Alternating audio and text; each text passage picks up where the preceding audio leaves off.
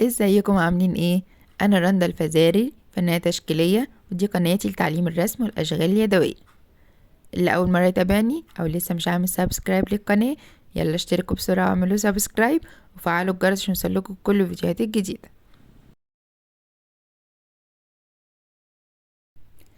النهاردة هنفضفض مع بعض شوية، وهنتكلم في هل الرسم حلال ولا حرام. طبعا مش من وجهة نظري انا، ولا بقول لكم كلامي انا هقول لكم رأي دار الافتاء المصرية. بس هتكلم معاكم الاول على ملابسات الموضوع. بيجيلي تعليقات اوقات ان هل الرسم حرام ولا حلال. بلاقي اوقات في جروبات على الفيسبوك او اي تعليقات على الانستجرام، على اي منصة، على شغل بعض الفنانين، ان بيبقى مكتوب لهم في التعليقات ان الرسم حرام.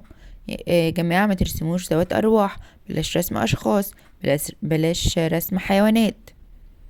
فبدأت طبعا ايه، اتساءل، بدأت اشك شوية.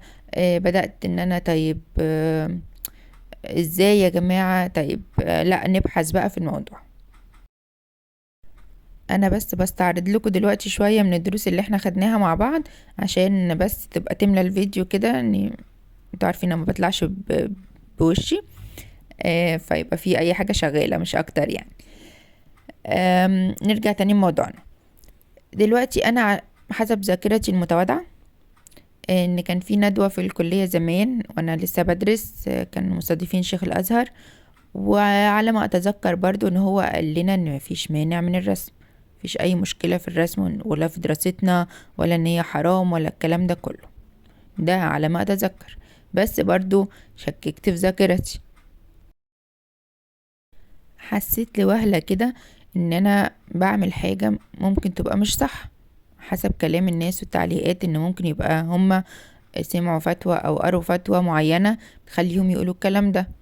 فهل انا بقى بدل ما يبقى الدروس بتاعتي دي او الفيديوهات بتاعتي دي زكاة للعلم وتبقى حاجة تفيدني وتنفعني، واخد عليها حسنات، هل انا بكده ابقى باخد عليها ذنوب؟ في حين ان انا من الدروس اللي انا بديها لكم لا فيها اشخاص وفيها حيوانات. بالعكس كمان، ده انا بعلمكم ازاي نرسم. في كورس لرسم الاشخاص بالظبط، في كورس الرسم البورتريه بكل تفاصيله، ازاي نعمل الوش يبقى مجسم، ازاي نبينه حقيقي بالتظليل. كل ده انا بحاول ابقى اعلمه لكم. فهل انا كده عليا ذنب ولا لا؟ بدأت ابحث على الانترنت الاول قبل ما اتصل بدار الافتاء. لقيت الفتاوى متضاربة.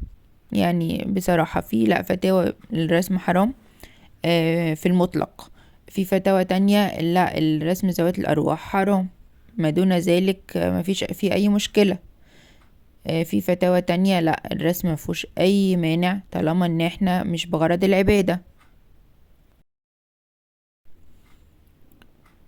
ودي من الفتاوى اللي كانت منشورة. اقروها كده بالراحة.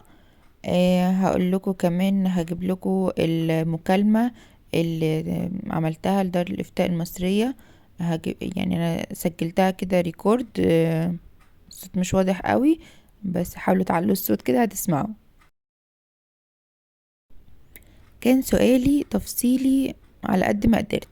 اتصلت بدار الإفتاء المصرية، اللي حابب يتصل في أي وقت طبعا هيتصل ب107 على التليفون الأرضي أو الموبايل تقريبا. وهتسجلوا سؤالكم وتاخدوا رقم. وبعد كده في المواعيد اللي بيقولكوا عليها بتتصلوا تاني وتدخلوا الرقم بتاعكم، ويبدأوا ان هما تسمعوا الرد على السؤال بتاعكم ده، عشان لو حد حابب يتأكد وحد حابب يتصل ويعرف فتوى لأي حاجة. سؤالي كان بيقول ان هل الرسم وتعليم الرسم فيه حرمانية، خصوصا تعليم رسم ذوات الأرواح أو رسم ذوات الأرواح من أشخاص وحيوانات. هل ده في عليه ذنب او ليه في حرمانية فيه ولا لا؟ ده كان سؤالي، والرد كان كالتالي.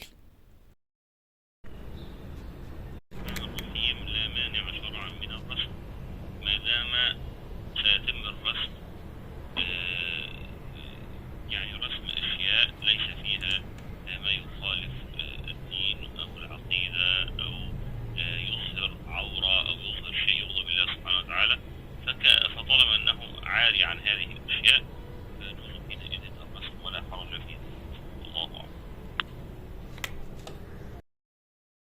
يا رب يكون الصوت كان واضح.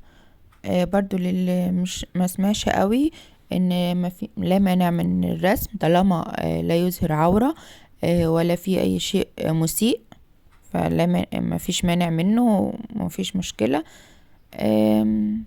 بس انا كده الى حد ما الحمد لله نفسيا استريحت، وحسيت اني مش بعمل حاجة حرام.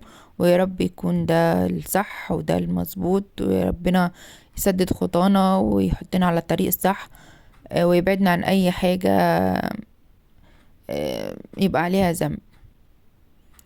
اتمنى يكون الفيديو كان بسيط، واكون قدرت اوصل لكم رد على تساؤلات عندكم. والله اعلى واعلم. والسلام عليكم.